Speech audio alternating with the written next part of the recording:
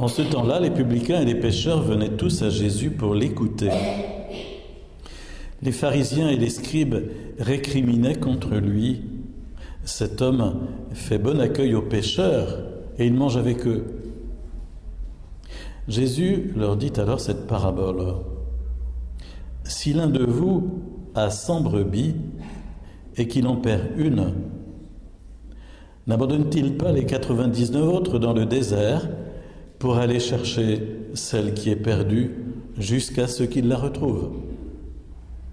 Quand il l'a retrouvée, il la prend sur ses épaules, tout joyeux.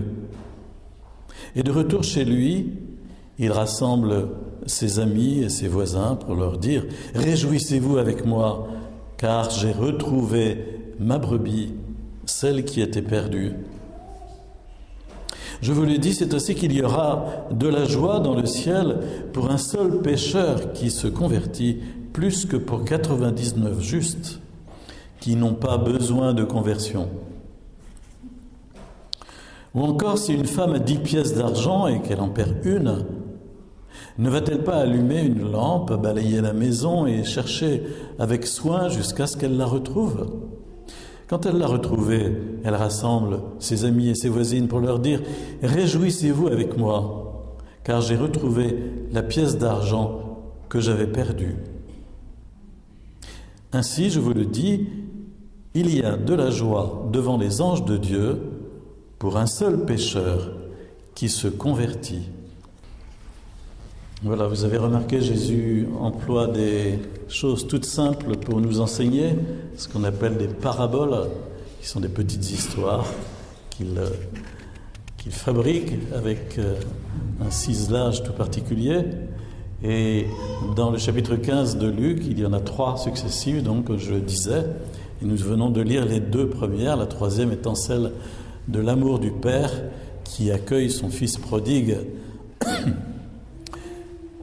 On perçoit très bien à travers ces paraboles comment Jésus essaye de nous faire prendre conscience de l'amour de miséricorde qu'il y a dans le cœur du Père pour vraiment rechercher, être à la recherche sans cesse de celui qui s'est perdu, de celui qui s'est éloigné, du pécheur. Parce que c'est cela le péché, c'est d'abord s'éloigner de Dieu, c'est d'abord vivre sans lui. Et Jésus nous dit « Oh, comme il y a de la joie dans le ciel pour un seul pécheur qui se convertit, beaucoup plus pour que 99 personnes qui estiment qu'elles sont très très bien et qu'elles n'ont pas besoin de sauvetage, ça va très bien comme ça, merci beaucoup. » Et voilà, Jésus nous dit « Comme c'est beau cet accueil du Père qui ouvre ses bras pour recevoir le pécheur. » Et on a ici l'aboutissement vraiment de toute une réflexion biblique et théologique sur qui est Dieu. Dieu est miséricorde, Dieu est amour, Dieu est pardon. Si bien qu'il faut lire la première lecture à la lumière de cet évangile. Dans la première lecture, vous avez entendu Moïse, vous vous souvenez peut-être, qui était monté au mont Sinaï, au mont Horeb, pour recevoir les 10 tables, les 10 paroles de la loi, les 10 commandements. En redescendant de la montagne où il était resté 40 jours, s'aperçoit que le peuple s'est corrompu et qu'ils ont fabriqué un veau d'or pour l'adorer. Et ils se sont fait un veau en métal fondu, se sont prosternés devant lui. Et Dieu dit à Moïse, ton peuple s'est corrompu. Mais vous savez, aujourd'hui, la corruption, elle est partout, c'est ça le problème. On en a des échos sans arrêt, des gens corrompus qui sont très bien sur eux, n'est-ce pas, et qui prétendent être tout à fait dans la légalité, dans la vérité, tout en étant parfaitement corrompus. Et c'est vraiment une lèpre moderne qui atteint l'ensemble des peuples, la corruption. Je ne sais pas si vous connaissez les apparitions de la Vierge Marie en Hollande, à Amsterdam, vers les années 1945-1950. où elle a donné une toute petite prière, entre autres à la voyante, pour que nous la prions tous les jours. Et la Vierge Marie disait à la voyante, il faut vraiment prier pour demander à Jésus d'envoyer l'Esprit Saint à nouveau dans le cœur des peuples pour qu'ils soient libérés de la corruption, des calamités et de la guerre. Et cette toute petite prière, je vous la lis, on mettra une corbeille à la sortie entre les mains d'un des enfants pour que vous puissiez vous servir. Elle est vraiment très courte et toute simple, je vous la lis. Seigneur, elle s'adresse à Jésus. Seigneur Jésus-Christ, Fils du Père, envoie à présent ton esprit sur la terre et fais habiter l'Esprit Saint dans le cœur de tous les peuples, afin qu'ils soient préservés de la corruption, des calamités et de la guerre.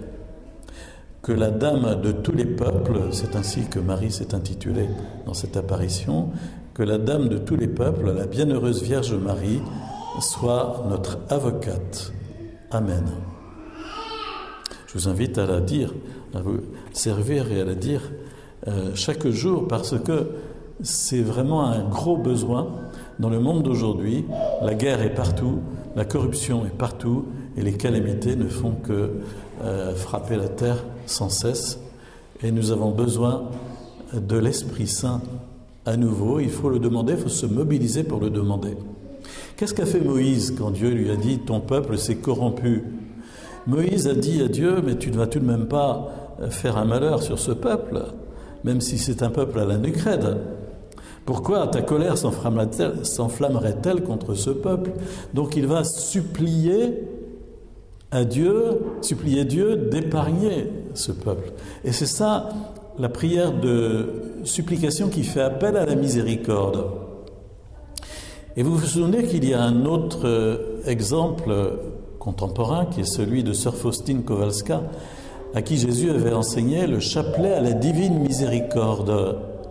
Et le pape Jean-Paul II avait vraiment d'abord canonisé sœur Faustine et puis mis en relief cet aspect de l'appel à la miséricorde à travers une encyclique en 1981, Dieu riche en miséricorde.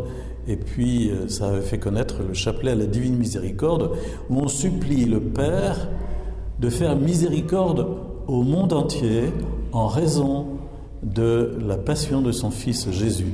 On offre au Père, comme on le fait à la messe d'ailleurs, on offre au Père la passion de Jésus en disant « Père, s'il te plaît, regarde le seul juste qui est Jésus et qui a un cœur pleinement accordé au tien et qui est un oui le plus total à ta divine volonté. Et en raison de cet acte qu'il a posé, Père, fais miséricorde au monde. » Alors vous comprenez comment dans la parabole, la troisième parabole, celle que nous n'avons pas lue, le Père qui fait miséricorde à son fils qui revient, il y a un épisode avec le fils aîné qui est absolument outré de la façon dont le Père a accueilli son fils et qui dit mais il est complètement fada, il a perdu la tête. Et alors le Père est obligé de le reprendre et lui dit mais il fallait bien se réjouir puisque ton fils qui était là était mort, il est revenu à la vie, il était perdu et il est retrouvé. Et ça c'est le cœur du Père qui fait miséricorde aux pécheurs. C'est pourquoi nous ne devons jamais avoir peur de revenir à Dieu. Nous le chantions au psaume, c'était le refrain du psaume. Oui, je me lèverai et j'irai vers mon Père.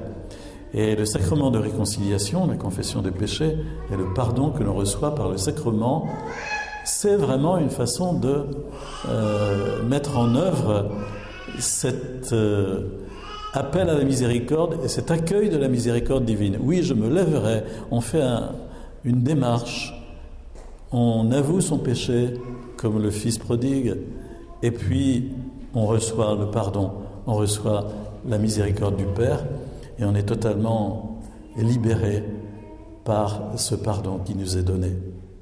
Puissions-nous avoir conscience que dans notre prière chrétienne, il y a cet aspect de l'appel à la miséricorde, de la supplication pour le monde pécheur, comme Moïse déjà le faisait, et comme nous sommes appelés à le vivre aujourd'hui, parce que c'est vraiment le cœur même de la mission de Jésus.